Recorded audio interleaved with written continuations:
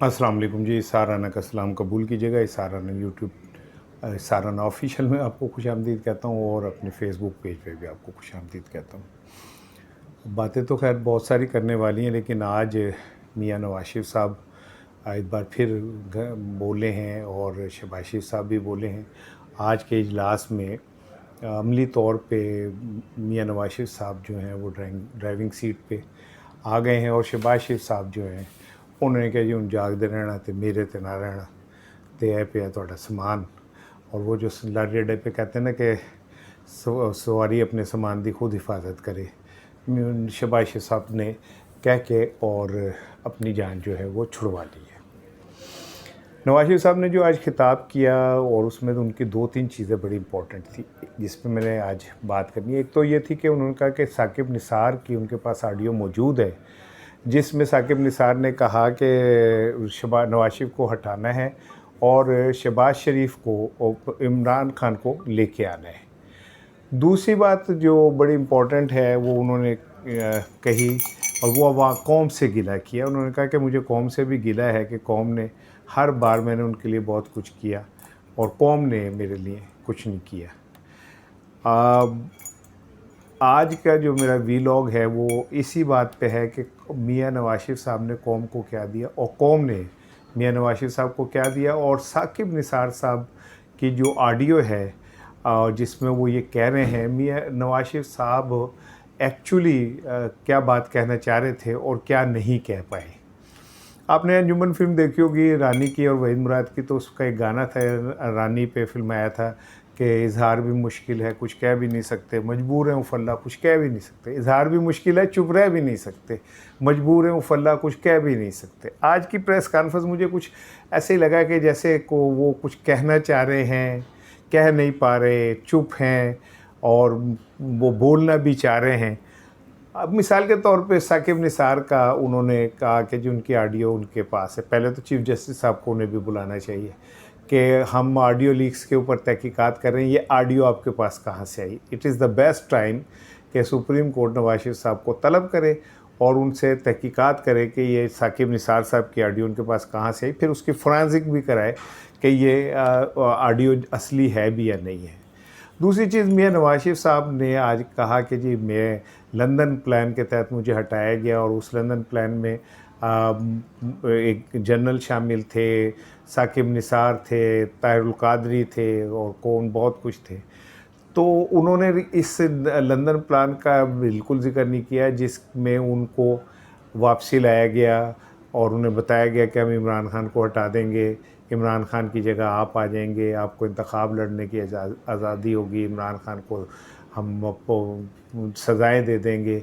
और कौन था जिसने उन्हें कहा कि आपके तमाम केसेस जो हैं वो ख़त्म हो जाएंगे जिसके बाद आप तशरीफ़ लाए, और वो कौन था जिसने अदालत में पेश हुए बगैर आपकी ज़मानतें करवा दी। वो लंदन प्लान भी ज़रा अगर बता देते तो कौम को ज़्यादा खुशी होती। अब आ जाए दूसरी चीज़ की तरफ, वो जो उन्होंने कहा कौम से गिला किया कि मुझे कौम से गिला है कि कौम को मैंने इतना कुछ दिया, कौम ने मुझे कुछ नहीं दिया। मियाँ नवाज शरीफ साहब 1981 में लॉन्च हुए और ये अब 2024 है, तो तकरीबन ये 35 साल ही बनते हैं। मियाँ साहब को बार बार लाया गया, ले जाया गया, कौम ने उन्हें 3 बार वोट दिए, वज़ीर आज़म बनाया, कौम ने उन्हें दोनों भाइयों को 7 बार वज़ीर आला बनाया, 8वीं बार मरीम साहिबा वज़ीर आला बनी है। तो इसके बावजूद भी अगर कौम ने उन्हें कुछ नहीं दिया तो फिर सवाल ये है कि हर लीक्स में और हर उस स्कैंडल में जिसमें पता चलता है कि कौम की दौलत लूट के ले जाएगी, उसमें मियाँ नवाज शरीफ साहब के बच्चों का नाम क्यों आ जाता है। जैसे अब दुबई लीक्स में भी नाम आ गया, ये पैसा कहाँ से आया। जिस कौम ने आपको जवानी में वोट डाला था वो भी अब बूढ़े हो गए, मरने वाले हैं, और जिन बूढ़ों ने आपको वोट डाला था उनमें से पता नहीं कितने चले गए। आप जिन जर्नल्स ने आपको सियासत में लेके आए थे वो भी बेचारे अल्लाह को कहीं प्यारे हो गए। फिर उन जर्नल ने जो बाद में आपको लेके आए थे वो भी बेचारों का कहीं पता नहीं। आप माशाल्लाह वहीं, अल्लाह आपको सेहत तंदुरुस्ती दे। होर की चाहते हो तुसी साढ़े को। 80 साल की उम्र में 7 दफ़ा आप दोनों भाई वज़ीर आला बन गए, 4 दफ़ा वज़ीर आज़म बन गए, एक बेटी आपकी वज़ीर आला बन गई, भतीजा वज़ीर आला बन गया। और कौम क्या दे आपको, आपने उसके बदले में इन्हें क्या दिया।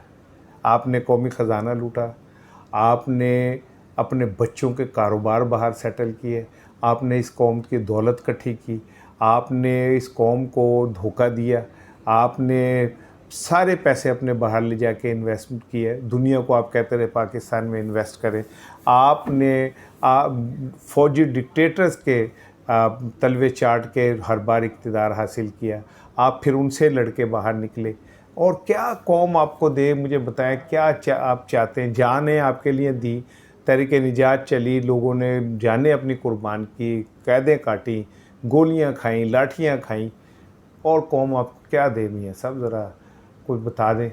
और दूसरी बात यह कि वो कौन सी चीज़ है जो पूरी नहीं हो पा रही, जो आप चौथी दफ़ा वज़ीर आज़म बनना चाह रहे हैं, और क्या वजह है कि आपको ये सुकून नहीं मिल रहा कि आपका भाई वज़ीर आला है, आप उसके ख़िलाफ़ अब शुरू करने जा रहे हैं साजिशें। और जब आप बाहर निकलेंगे और आप खुल के क्रिटिसाइज़ करेंगे, वैसे तो खैर आप में इतनी हिम्मत नहीं है, ये आप कौन से इमरान खान हैं जो आप खड़े हो जाएंगे किसी के सामने, लेकिन फिर भी आप जितना बोलेंगे आपको पता है उसका आपके भाई को नुकसान होगा, और हुआ और किया है आपने तो अल्लाह ने ऐलान कहा कि मैं सिर्फ अपनी बेटी के साथ खड़ा हूँ, मुझे शहबाज शरीफ से कोई मतलब नहीं है। अब आप जो नया नैरेटिव लेके आ रहे हैं, आप रही सही इज़्ज़त सादात से भी जाएंगे, क्योंकि आपने पूरा सच नहीं बोलना, आपको पूरा सच बोलने की आज़ादी नहीं मिलनी, और जब आप आधा सच बोलेंगे तो वो आपके गले पड़ जाएगा। अस्सलाम वालेकुम।